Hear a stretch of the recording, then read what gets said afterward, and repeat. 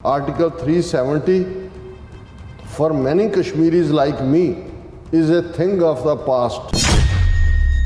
Jhelum and Ganga have merged in the great Indian Ocean for good. There is no going back.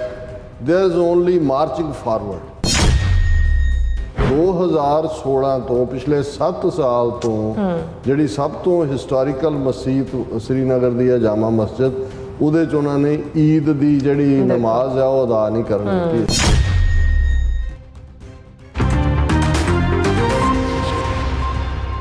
Viewers welcome back on programme. So viewers गलबात करने जा रहे हैं कि कश्मीरी मूल IAS अफसर शाह फैसल ने कहा है कि आर्टिकल 370 का हुण पक्के तौर पर जिहड़ा भोग है वह पै चुका है और कश्मीर का दरियाए झेलम ਅਤੇ ਭਾਰਤ ਦੀ ਗੰਗਾ ਨਦੀ ਦਾ ਇੰਡੀਅਨ ਓਸ਼ਨ ਵਿੱਚ ਜਿਹੜਾ ਪੱਕਾ ਮਲੇਵਾ ਹੋ ਗਿਆ ਹੈ। ਸੋ ਕੀ ਸੱਚਮੁੱਚ ਜੰਮੂ ਕਸ਼ਮੀਰ ਦੇ ਜਿਹੜੇ ਆਜ਼ਾਦੀ ਸੰਘਰਸ਼ ਦਾ ਭੋਗ ਪੈ ਚੁੱਕਾ ਹੈ? ਸੋ ਇਸ ਬਾਰੇ ਆਪਾਂ ਗੱਲਬਾਤ ਕਰਨ ਤੋਂ ਪਹਿਲਾਂ ਜਿਹੜੇ ਤੁਹਾਡੇ ਲਾਈਵ ਮੈਸੇਜ ਨੇ YouTube ਦੇ ਉੱਪਰ ਉਹ ਆਪਾਂ ਸ਼ੇਅਰ ਕਰਨ ਜਾ ਰਹੇ ਹਾਂ। ਔਰ ਪਹਿਲਾ ਮੈਸੇਜ ਸਾਡੇ ਕੋਲ ਆਇਆ ਪੰਜਾਬ 1984 ਦੀ ID ਤੋਂ ਖਾਲਿਸਤਾਨ ਜ਼ਿੰਦਾਬਾਦ ਕਹਿੰਦੇ ਨੇ ਔਰ ਸਾਨੂੰ ਫਤਿਹ ਬੁਲਾਉਂਦੇ ਨੇ।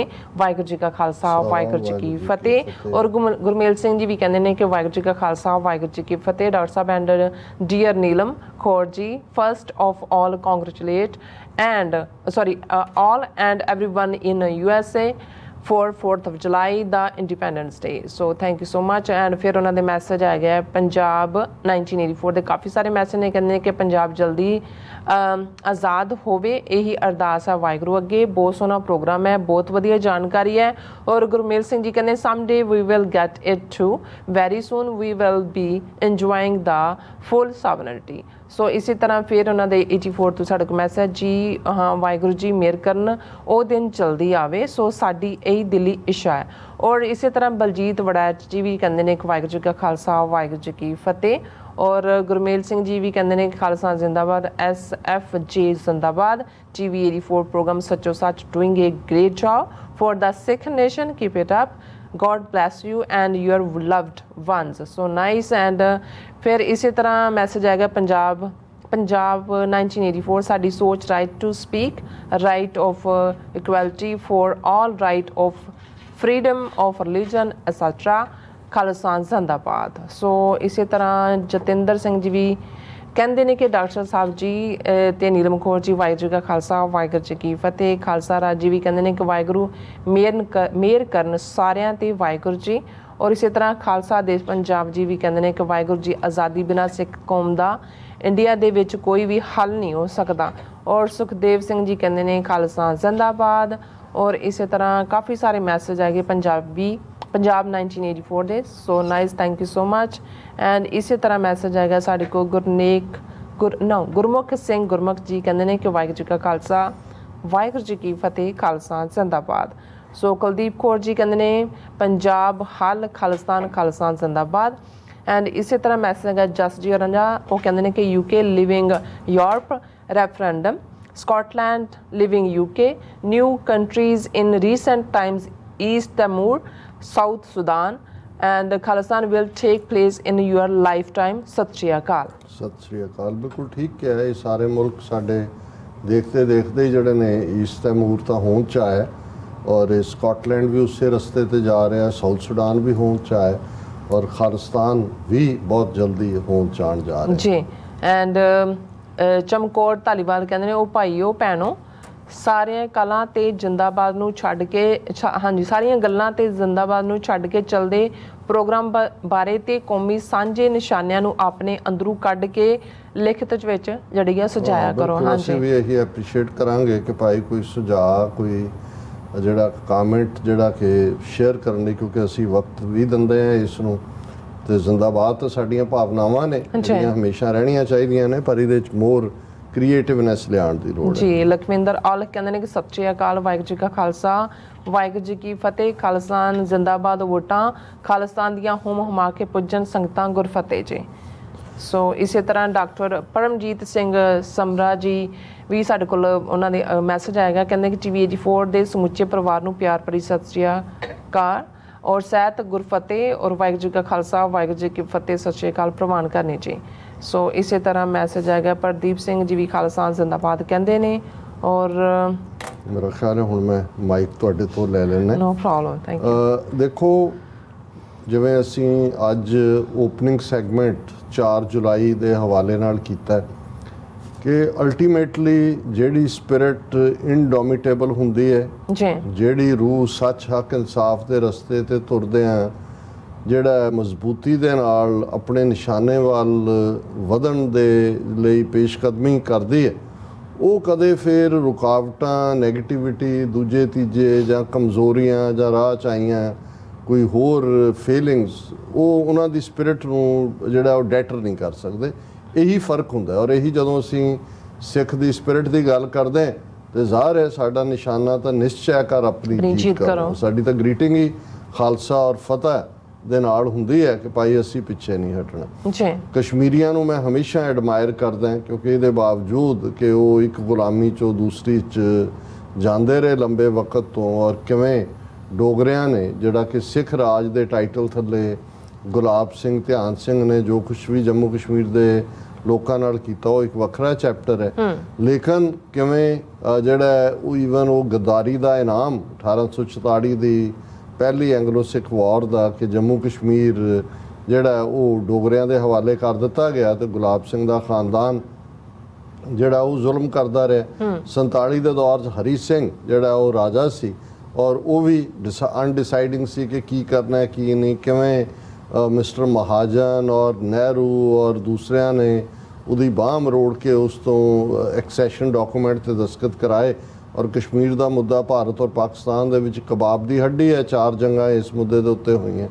ਔਰ ਇਸ ਸਾਰੇ ਦੇ ਬਾਵਜੂਦ ਕਸ਼ਮੀਰੀਆਂ ਨੇ ਜਿਨ੍ਹਾਂ ਦੇ ਉੱਤੇ ਲਗਾਤਾਰਤਾ ਨਾਲ ਖਾਸ ਤੌਰ ਤੇ 5 ਅਗਸਤ 2019 ਤੋਂ ਬਾਅਦ ਜਦੋਂ ਕਸ਼ਮੀਰ ਦਾ ਸਟੇਟਸ ਆਰਟੀਕਲ 370 ਖਤਮ ਕੀਤਾ ਗਿਆ ਔਰ ਡਰਟੀ ਡੀਜ਼ ਡੈਮੋਗ੍ਰਾਫੀ ਬਦਲ ਰਹੇ ਨੇ ਔਰ ਦੂਜਾ ਚੱਲ ਰਹੇ ਨੇ, ਫਿਰ ਵੀ ਕਿਤੇ ਨਾ ਕਿਤੇ ਰੈਜ਼ਿਸਟੈਂਸ ਦੇ ਬਾਵਜੂਦ ਜੋ ਮਰਜ਼ੀ ਹੋਮ ਮਿਨਿਸਟਰ ਅਮਿਤ ਸ਼ਾਹ ਦੂਜੇ ਕਲੇਮ ਕਰਨ, ਅੱਜ ਵੀ ਜਿਹੜਾ ਕਸ਼ਮੀਰ ਹੈ ਉਹ ਇੰਡੀਅਨ ਆਰਮੀ ਜੈਕ ਬੂਟ ਥੱਲੇ ਹੈ। ਔਰ ਕਸ਼ਮੀਰ ਦੇ ਵਿੱਚ ਉਸ ਕਿਸਮ ਦੇ ਵੀ ਜਦੋਂ ਅਸੀਂ ਸੈਯਦ ਅਲੀ ਸ਼ਾਹ ਗਲਾਨੀ ਵਰਗੇ ਬਜ਼ੁਰਗ ਦੀ ਗੱਲ ਕਰਦੇ ਹਾਂ, ਭਾਵੇਂ ਉਸ ਦੁਨੀਆ ਤੋਂ ਚਲੇ ਗਏ, ਉਹਨਾਂ ਨੂੰ ਰੋਲਿਆ ਗਿਆ, ਉਹਨਾਂ ਦੀ ਮਈਅਤ ਨੂੰ ਵੀ ਰੋਲਿਆ ਗਿਆ, ਪਰ ਉਹਨਾਂ ਨੇ ਗਿਵ ਅਪ ਨਹੀਂ ਕੀਤਾ। ਇਸੇ ਤਰ੍ਹਾਂ ਲੱਖਾਂ ਐਸੇ ਹੋਣਗੇ ਜਿਹੜੇ ਇਹਦੇ ਬਾਵਜੂਦ ਕਿ ਉਹ ਜੀ ਰਹੇ ਨੇ ਅੰਦਰ ਘੁੱਟ-ਘੁੱਟ ਕੇ, ਲੇਕਿਨ ਉਹਨਾਂ ਦੀ ਤਾਂਘ ਹੈ। ਹੁਣ ਕੁਝ ਲੋਕ ਐਸੇ ਆਉਂਦੇ ਨੇ ਜਿਨ੍ਹਾਂ ਦੇ ਬੜੇ ਜਿਹੜੇ ਬ੍ਰਾਈਟ ਚਿਹਰੇ ਜਾਂ ਉਹਨਾਂ ਦੇ ਨਾਂ ਨਾਲ ਲੱਗਾ ਡਾਕਟਰ ਜਾਂ IAS ਜਾਂ ਫਲਾਣਾ ਠਿਮਕਾ ਲੱਗ ਕੇ ਲੋਕਾਂ ਨੂੰ ਲੱਗਦਾ ਕਿ ਜੀ ਇਹ ਬੜੇ ਡ੍ਰੀਮਸ ਦੂਜੇ ਤੀਜੇ ਨੇ, ਲੇਕਿਨ ਜਦੋਂ ਪਰਖ ਹੁੰਦੀ ਹੈ ਉਹਨਾਂ ਵਿਚਲਾ ਉਹ ਕੱਚਾਪਨ ਬਾਹਰ ਆ ਜਾਂਦਾ। ਇਸ ਕਿਸਮ ਦਾ ਇੱਕ ਬੰਦਾ ਸ਼ਾਹ ਫੈਸਲ ਨਾਮ ਦਾ ਜਿਹਨੇ ਜਿਹੜਾ ਡਾਕਟਰ ਸੀ ਪ੍ਰੋਫੈਸ਼ਨ ਵੱਲੋਂ 2010 ਦੇ ਵਿੱਚ ਉਹਨੇ IAS ਪਾਸ ਕੀਤਾ ਔਰ ਫਿਰ ਉਹਨੇ ਜਿਹੜਾ ਹੈ ਉਹ ਛੱਡ ਕੇ 2019 ਦੇ ਤੋਂ ਪਹਿਲਾਂ ਉਸਨੇ ਜਿਹੜਾ ਇੱਕ ਨਵੀਂ ਪਾਰਟੀ ਲਾਂਚ ਕੀਤੀ ਸੀ, ਉਹਨੇ ਆਪਣੇ ਸਰਵਿਸ ਤੋਂ ਰਿਜ਼ਾਈਨ ਕਰਕੇ ਜਨਵਰੀ 2019 ਚ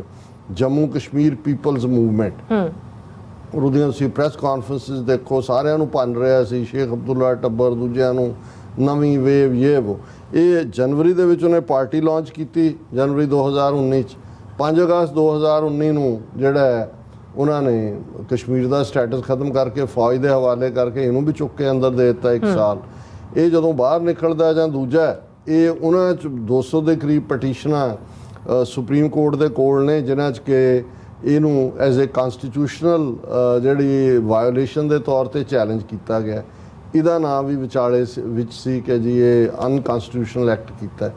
ਲੇਕਿਨ ਹੁਣ ਉਹਨੇ ਕਿਵੇਂ ਯੂ ਟਰਨ ਮਾਰਿਆ, ਇਕੱਲਾ ਯੂ ਟਰਨ ਹੀ ਨਹੀਂ, ਉਹਨੇ ਪਿਛਲੇ ਦਿਨਾਂ 'ਚ ਪਹਿਲਾਂ ਤਾਂ ਇਹ ਦੇਖੋ ਔਰ ਤੁਸੀਂ ਦੇਖੋ ਵੀ ਹਕੂਮਤਾਂ ਨਾਲ ਰਲ ਕੇ ਜਦੋਂ ਈਵਨ ਇਹਦੀ Jammu Kashmir people's movement party ਵੀ ਆਈ, ਜੇ ਉਦੋਂ ਸਾਡੇ ਸੈਗਮੈਂਟ ਕੱਢੇ ਜਾਣ TV 84 ਦੇ, ਤਾਂ ਮੈਨੂੰ ਇਹ ਸ਼ੱਕ ਲੱਗਦਾ ਸੀ ਕਿ ਵੀ ਇਹਨੂੰ ਵੀ BJP ਵਾਲਿਆਂ ਨੇ ਹੀ ਖੜਾ ਕੀਤਾ ਕਿ ਇੱਕ ਫਰੈਸ਼ ਚਿਹਰੇ ਦੇ ਨਾਂ ਥੱਲੇ ਕੁਛ ਨਾ ਕੁਛ ਇਸ ਕਿਸਮ ਦਾ ਕਰੋ।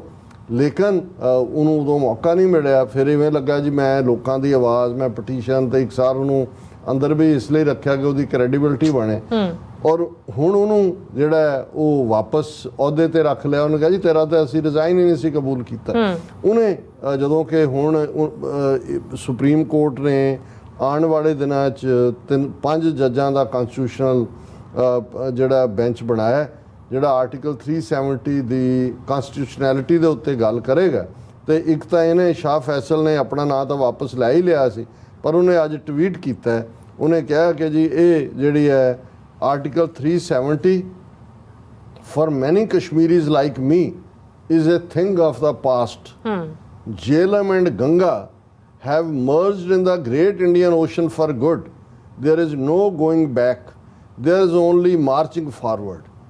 ਹੁਣ ਉਹ ਇਹ ਕਹਿੰਦਾ ਹੈ ਕਿ ਜੀ ਮੈਂ ਮੇਰੇ ਲਈ ਤਾਂ ਕੋਈ ਹੁਣ ਮੈਟਰ ਨਹੀਂ ਕਰਦਾ ਇਹ 370, ਕਿਉਂਕਿ ਜੇਹਲਮ, ਹੁਣ ਇਸ ਗੱਲ ਦਾ ਧਿਆਨ ਰਹੇ ਕਿ ਚਨਾਹ ਔਰ ਜੇਹਲਮ ਜਿਹੜੇ ਦੋਵੇਂ ਦਰਿਆ ਨੇ ਇਹ ਕਸ਼ਮੀਰ ਚੋਂ ਗੁਜ਼ਰਦੇ ਨੇ, ਔਰ ਉਹ ਇਹ ਕਹਿ ਰਿਹਾ ਕਿ ਜੇਹਲਮ ਤੇ ਗੰਗਾ ਦਾ ਮੇਲ ਹੋ ਗਿਆ। ਮਤਲਬ ਇਹ ਹੈ ਕਿ ਜੇਹਲਮ ਨੇ ਸਰੈਂਡਰ ਕਰਤਾ ਗੰਗਾ ਸਾਹਮਣੇ, ਜੇਹਲਮ ਗੰਗਾ 'ਚ ਰਲ ਗਈ, ਗੰਗਾ ਇੰਡੀਅਨ ਓਸ਼ਨ 'ਚ ਹੋ ਗਏ, ਗੱਲ ਮੁੱਕ ਗਈ ਔਰ ਹੁਣ ਅਸੀਂ ਪਿੱਛੇ ਨਹੀਂ ਮੁੜ ਸਕਦੇ। ਦੇਰ ਇਜ਼ ਓਨਲੀ ਮਾਰਚਿੰਗ ਫਾਰ, ਮਤਲਬ ਇਹ ਹੈ ਕਿ ਅਸੀਂ ਗੰਗਾ ਜਮਨਾ ਦੀ ਜਿਹੜੀ ਹੈ ਉਹ ਗੁਲਾਮੀ ਕਬੂਲ ਲਈ ਹੈ, ਇਹਨੇ ਕਬੂਲ ਲਈ।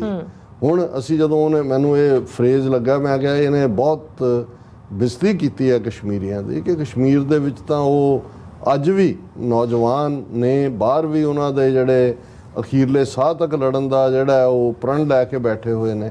ਸੋ ਇਸ ਕਿਸਮ ਦੇ ਲੋਕਾਂ ਨੇ ਹੀ ਜਿਹੜਾ, ਔਰ ਇਹ ਇਕੱਲਾ ਕਸ਼ਮੀਰੀਆਂ 'ਚ ਨਹੀਂ, ਸਾਡੇ 'ਚ ਕਿੰਨੇ, ਜੇ ਭਾਈ ਅੰਮ੍ਰਿਤਪਾਲ ਸਿੰਘ ਨੇ ਆ ਕੇ ਅੰਮ੍ਰਿਤ ਸੰਚਾਰ ਔਰ ਪਾਤਸ਼ਾਹੀ ਦਾਅਵੇ ਦੀ ਗੱਲ ਕੀਤੀ ਤੇ ਕਿਵੇਂ ਜਿਵੇਂ ਉਹ ਪੈਕ ਆਫ ਡੌਗਸ ਪੈਂਦਾ, ਵੁਲਫਸ ਵੀ ਨਹੀਂ ਨੇ, ਕੁੱਤੇ ਹੀ ਨੇ, ਜਿਵੇਂ ਉਹਦੇ ਮਗਰ ਪਏ ਆਪਣੇ, ਕਿਸੇ ਨੇ ਲੱਤ ਫੜੀ, ਕਿਸੇ ਨੇ ਆਏ। ਸੋ ਇਸ ਕਿਸਮ ਦੇ ਉਹ ਲੋਕ ਨੇ ਜਿਨ੍ਹਾਂ ਨੂੰ ਇਹ ਲੱਗਦਾ ਹੈ ਕਿ ਜੀ ਇਹ ਇਹਨਾਂ ਦੇ ਨਾਲ ਇਹਨਾਂ ਦੀ ਗੁਲਾਮੀ ਕਬੂਲੋ ਔਰ ਉਹਦੇ ਆਨੰਦ ਮਾਣੋ। ਔਰ ਹਾਲਾਂ ਜਦੋਂ ਇਹ ਖਬਰ ਨਾਲ ਲੱਗ ਰਹੀ ਹੈ, ਨਾਲ ਦੀ ਨਾਲ ਇਹ ਖਬਰ ਲੱਗੀ ਹੋਈ ਹੈ Eid prayers not allowed at Jama Masjid in Srinagar. ਹੁਣ ਈਦ ਗੁਜ਼ਰੀ ਹੈ ਔਰ 2016 ਤੋਂ ਪਿਛਲੇ 7 ਸਾਲ ਤੋਂ ਜਿਹੜੀ ਸਭ ਤੋਂ ਹਿਸਟੋਰੀਕਲ ਮਸਜਿਦ ਸ੍ਰੀਨਗਰ ਦੀ ਹੈ ਜਾਮਾ ਮਸਜਿਦ, ਉਹਦੇ 'ਚ ਉਹਨਾਂ ਨੇ ਈਦ ਦੀ ਜਿਹੜੀ ਨਮਾਜ਼ ਆ ਉਹ ਅਦਾ ਨਹੀਂ ਕਰਨ ਦਿੱਤੀ 7 ਸਾਲ ਤੋਂ ਲਗਾਤਾਰ। ਤੇ ਇਸ ਕਿਸਮ ਦੇ ਜਿਹੜੇ ਆਪਣੇ ਆਪ ਨੂੰ ਮੁਸਲਮਾਨ ਕਹਿੰਦੇ ਨੇ ਔਰ ਆਪਣੇ ਆਪ ਨੂੰ ਬ੍ਰਾਈਟ ਦੂਜੇ ਕਹਿੰਦੇ ਨੇ, ਉਹ ਕਹਿ ਰਿਹਾ ਕਿ ਜੀ ਉਹ ਜੇਹਲਮ ਤੇ ਗੰਗਾ ਦਾ ਮੇਲ ਹੋ ਗਿਆ, ਇੰਡੀਅਨ ਓਸ਼ਨ ਚਲੀਆਂ ਗਈਆਂ, ਹੁਣ ਉਹ ਗੱਲ ਮੁੱਕ ਗਈ ਹੈ। ਸੋ ਇਸ ਕਿਸਮ ਦੇ ਟੇਟਸ ਲਈ ਗੱਲ ਮੁੱਕੀ ਹੋਏਗੀ। ਜਿਹੜੇ ਲੋਕ ਅਣਖ ਦੇ ਨਾਲ, ਗੈਰਤ ਦੇ ਨਾਲ ਆਜ਼ਾਦੀ ਦੇ ਰਸਤੇ ਤੇ ਤੁਰਦੇ ਨੇ, ਉਹ ਇਵੇਂ ਸਰੈਂਡਰ ਨਹੀਂ ਕਰਦੇ। ਜੀ ਡਾਕਟਰ ਸਾਹਿਬ, ਤੁਹਾਡਾ ਬਹੁਤ ਬਹੁਤ ਸ਼ੁਕਰੀਆ। ਸੋ ਬ੍ਰੇਕ ਵਿਊਅਰਸ, ਤੁਸੀਂ ਕਿਤੇ ਨਹੀਂ ਜਾਣਾ, ਮਿਲਦੇ ਆਫਟਰ ਦਿਸ ਸ਼ਾਰਟ ਬ੍ਰੇਕ।